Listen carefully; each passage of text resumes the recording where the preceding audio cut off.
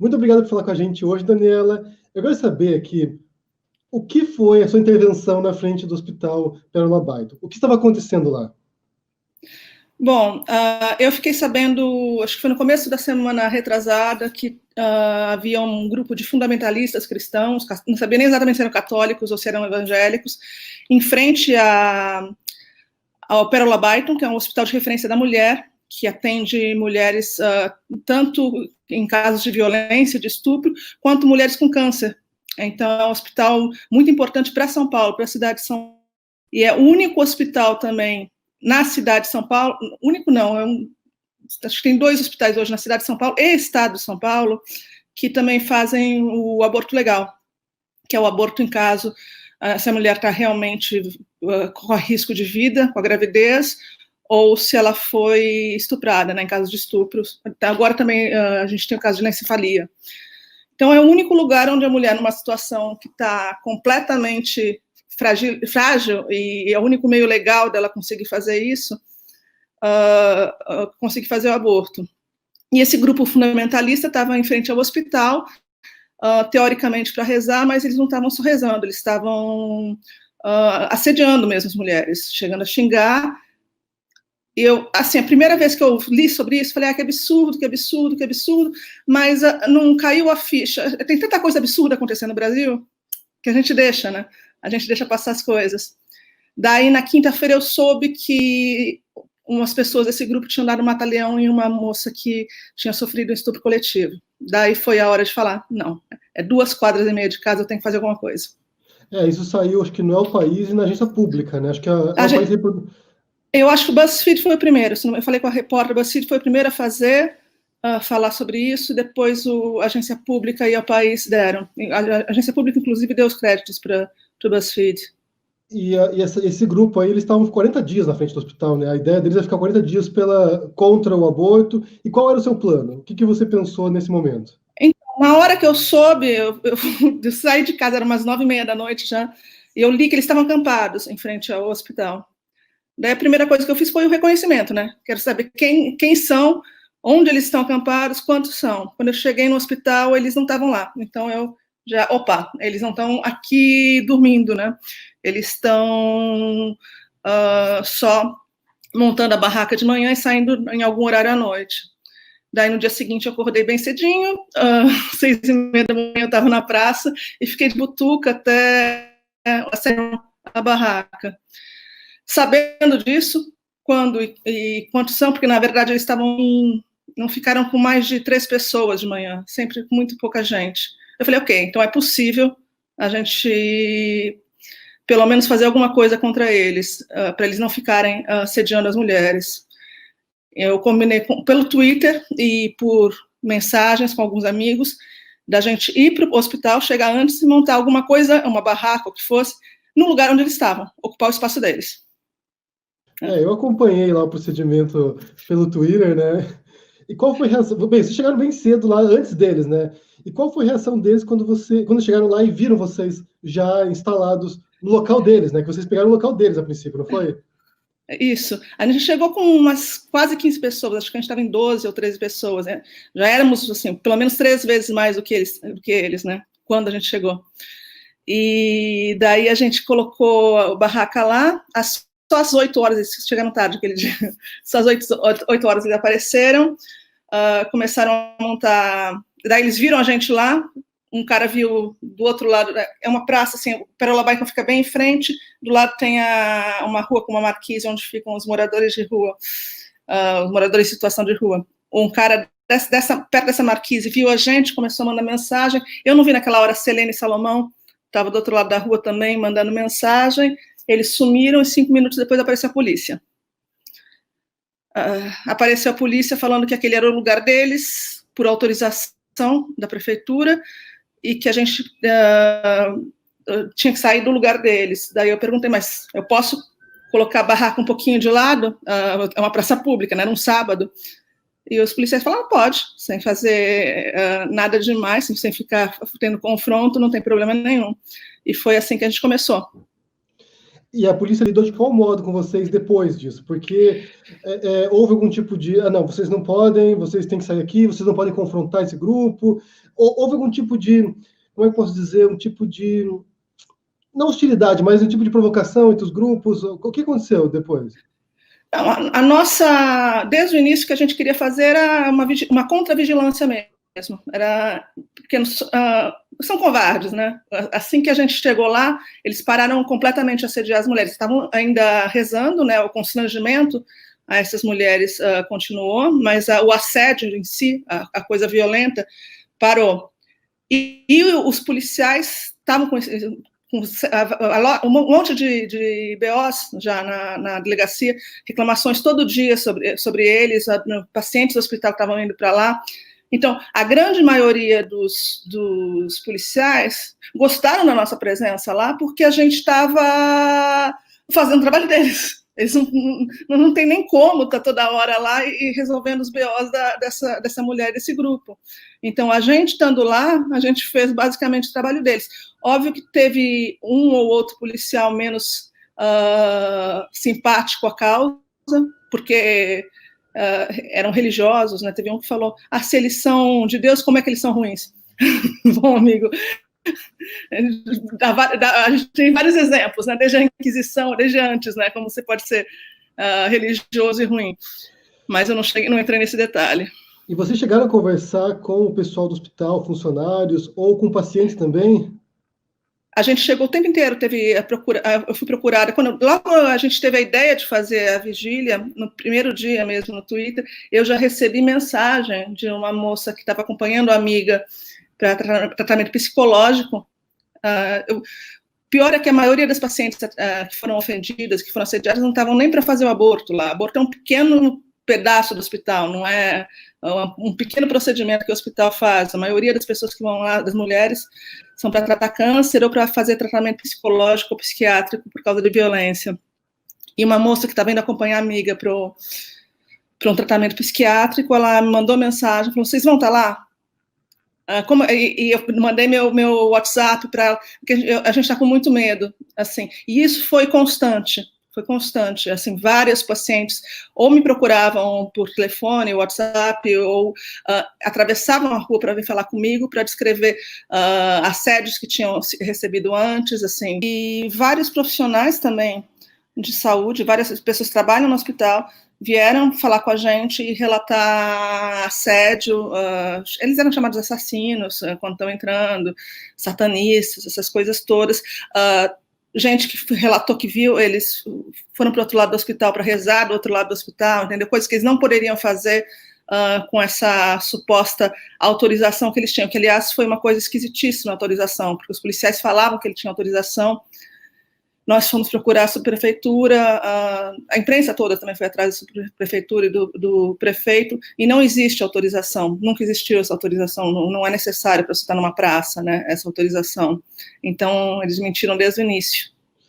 E o movimento de vocês teve uma boa adesão, né? Teve uns dias ali que encheu mesmo. Quantas pessoas teve ali? Você tem uma ideia? A gente, no dia que foi no sábado passado, né, que foi o grande evento deles, e a gente chamou bastante gente para fazer o nosso evento, a gente chegou a ter 350 pessoas na praça, só do nosso lado. Cara. Assim, então foi bem. Eles chegaram a ter uns 50, 60 no máximo, ali, que foi o auge da reza deles, mas a gente teve umas 350 pessoas fazendo diversas coisas, a gente ocupou a praça mesmo. Então, isso foi emocionante ver, porque como eu estava acompanhando, você descreveu realmente uma renovação da praça, né? Pessoas indo com a família para lá. E como foi, primeiro, lidar com os moradores lá, né, com as pessoas em condição de rua que estavam lá, que vieram também dar apoio para vocês, né? E acho que foi mútuo também o apoio. O que se deu ali? O que foi essa transformação que você observou nesse momento? Então, primeiro, assim, uma praça que era usada até então como uma praça de passagem. A gente passava em frente à praça, eu nunca tinha parado nessa praça, eu moro do lado, nunca tinha parado na praça. E eu comecei a ver que era só isso que as pessoas faziam, passavam em frente, porque tem essa desconfiança, tem muito morador de rua, as pessoas não se sentem seguras, sei lá. E quando a gente começou a ocupar a praça, começou a ficar lá, no segundo dia a gente já fez um churrasco, os moradores de rua participaram, a gente começa a conversar com as pessoas, e os vizinhos começaram a vir também, foi muito importante. Os vizinhos que estavam horrorizados com o que estava acontecendo, começaram a descer para ficar na barraca, começaram a descer para ajudar a gente a montar. Como eu moro a 2,5 quadras, para levar todas as cadeiras e barracas, essas coisas todas, era meio difícil. Então, várias casas, vários apartamentos do lado começaram a gente deixava nos outros apartamentos perto da praça pessoas que começaram a se voluntariar para ficar lá também, para fazer o rodízio de pessoas. Mas o que aconteceu também, isso eu vi bem na sexta-feira, que era o 7º dia nosso lá, sexta-feira no horário de umas 6 da tarde, mudou completamente a praça, não era só a gente fazendo a vigília, tinha gente usando os equipamentos lá que tem de ginástica, tinha pai e filho com criança, porque também tem um parquinho lá, as pessoas começaram a reocupar a praça, ou ocupar porque talvez nunca tenha sido ocupada, e usar o lugar que é um lugar público e de boa. E se consolidou como um sábado, que a gente fez várias atividades, inclusive plantamos um canteiro novo na praça, a gente vai continuar fazendo isso. E eu estou fazendo ainda o trabalho com os moradores de rua, já demos kits de higiene, já demos barracas para eles, a gente fez uma vaquinha, né, para ajudá-los. Eu estou saindo agora à tarde para comprar as roupas, é o último kit para eles, acabar comprando as roupas para eles. Depois a gente vai fazer algumas outras ações na área também. Mas tá bacana, a história não parou com isso. E teve uma história em particular de um rapaz lá que eu quero que você conte também. O que aconteceu? Qual foi a história e qual foi o desdobramento disso?